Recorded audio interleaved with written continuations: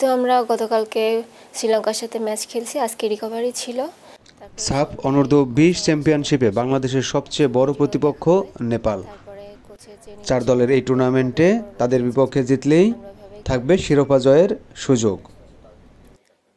Next ম্যাচে target আমাদের win করা, যেভাবেই হোক এই টুর্নামেন্ট যেভাবে হোক আমাদের চ্যাম্পিয়ন ধরে রাখতে হবে ধারাবাহিকতা। তো ইনশাল্লাহ আমরা মাঠে নামবো জেতার জন্য। অর্থাৎ শিরোপার লড়াইটা মূলত বাংলাদেশ ও নেপালের মধ্যে। কালকের ম্যাচে যারা পূর্ণ 3 পয়েন্ট নিয়ে মাঠ ছাড়তে পারবে তারা পাবে শিরোপা জয়ের সবচেয়ে বড় সুযোগ।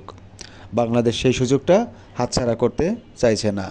যদিও এই দুই দলের মধ্যকার ম্যাচ আছে আরও একটি, তবে সেই ম্যাচের দিকে নয়, এই ম্যাচ থেকেই পূর্ণ 3 পয়েন্ট নিতে চায় লাল সবুজের প্রতিনিধিরা।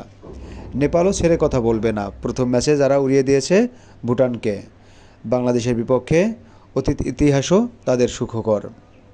শক্তিশালী এই দলটিও চাইবে বাংলাদেশকে হারিয়ে শিরোপা জয়ে এগিয়ে থাকতে।